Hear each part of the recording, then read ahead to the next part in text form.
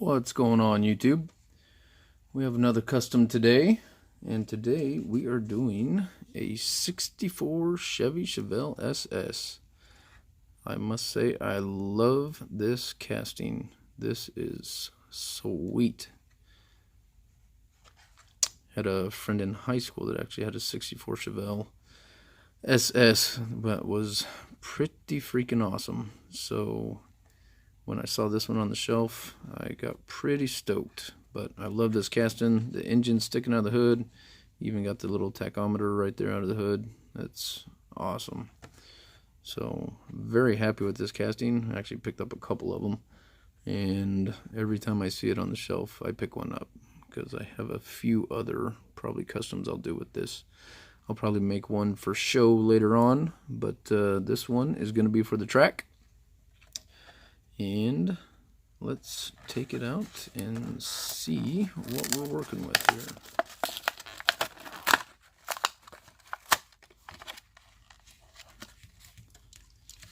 Oh yeah. Very cool looking car. Big old blower sitting out there. Gotta love it. I even actually like the paint color on this. Very good looking car. So this one is going to be for the track.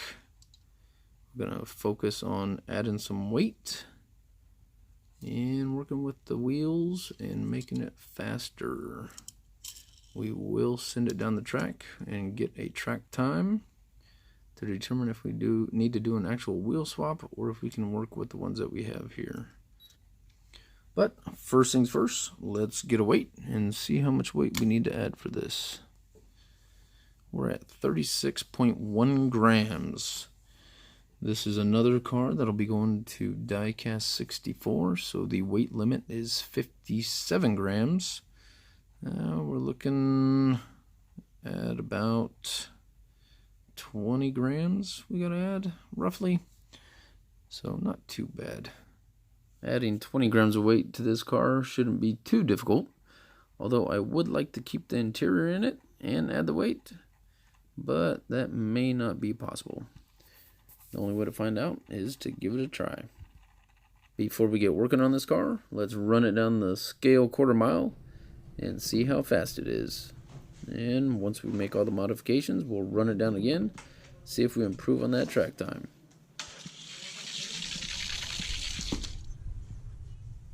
2.265 seconds, which isn't a bad time at all. I think we have a pretty solid car to start with. First things first, we drill out the post and completely disassemble the car. As I take this car apart, I realize that adding weight may be a little bit more difficult than I anticipated, as the interior is connected to the engine, the front bumper, and the rear bumper, and I'm going to need to figure out a way to add weight and retain those parts. So, a little bit of a challenge on my hands here. Once the car's completely taken apart, it is time to strip the paint. And for this one, I am using the Citrus Strip stripping gel. I have kind of moved away from the aerosol can as there's just too much waste involved in using the aerosol. And with the gel, you can just put on the amount you need and cut down on the waste, which you kind of get a little bit more bang for the buck. And there should be no difference between the aerosol and the gel as far as getting the paint off there. This stuff says it's a safer paint and varnish remover, but despite that, you should still wear gloves if you're using it. You're still dealing with chemicals, which I failed to do here. Once I completely covered the car, I let it sit for about 15 to 20 minutes and just let this stuff do its job. And as you can see here on the trunk, looks like it's working pretty good. Once the car started looking all nasty like this, I figured it was a good time to start removing the paint. I took a small paintbrush and just started going over the car, and with little to no effort, the paint came right off.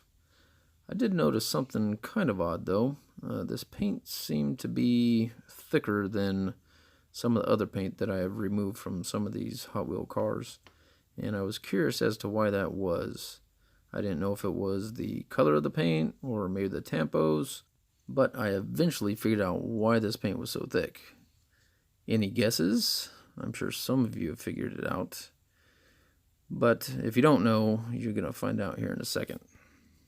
The paint came off very easily, and once I got most of it off with the brush, I cleaned it up with some soap and water and made sure I got everything off of it. Here's what it looks like with all the paint removed.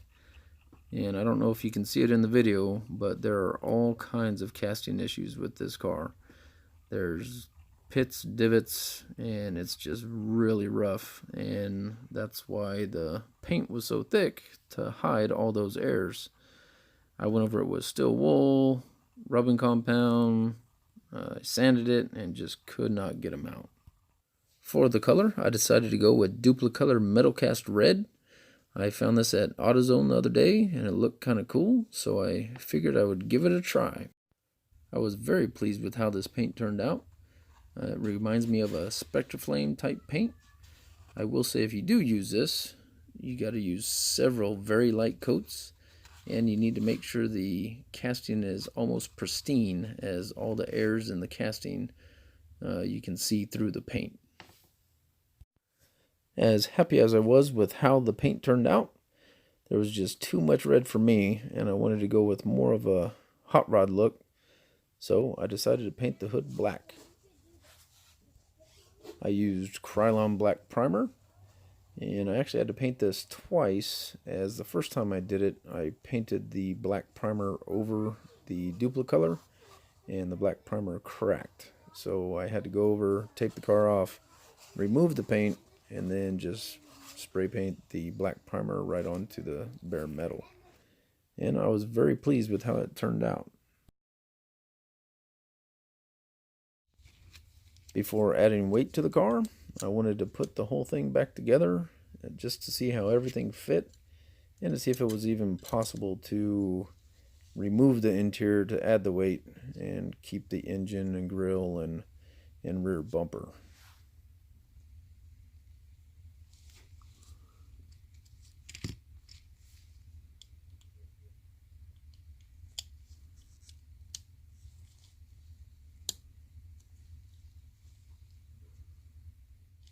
I decided not to do a wheel swap on this, as the car rolled pretty well to begin with, and I just spent some time polishing the axles and trying to make them roll a little bit better. Although I'm gonna have to do something with those yellow lines on the wheels. They don't quite match the paint job. I'm very happy with how everything turned out. I really like this Duplicolor Metal Cast paint. I'm sure I'll be using it again in some future builds. This was a bit of a struggle though, as I eventually had to remove the interior to add the weight needed. I had to glue the engine, the grille, and the rear bumper into place, and it took a little while to get that all lined up just right. But I got it all done, and we came in at 56.6 grams, just shy of the 57 gram limit. And now for the moment of truth. Right out of the package, it ran a 2.265. Let's see if we can beat that.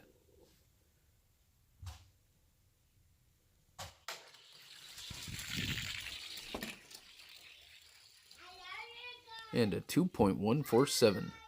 Not too bad, if I do say so myself. I'm actually pretty pleased with that. There it is, all put together. I'm really happy with how everything turned out. I eventually went over the yellow wheels with a red Sharpie, and the red actually matched the paint pretty good. I love the stance of the car, and the engine sticking out of that black hood. It definitely gives it the hot rod look, which is what I was going for, and hopefully it's fast on the track. One thing I would have done differently is I should have zinc plated this before painting it. This paint is made to spray right onto the metal, and I think zinc plating it would have filled in some of the casting errors, and ultimately in the end would have given me a smoother look once the paint was on there. But it was still a fun build, and I'm still very happy with how it turned out. Hopefully you guys enjoyed this video, and let me know what you guys think in the comments down below. We'll see you on the next one.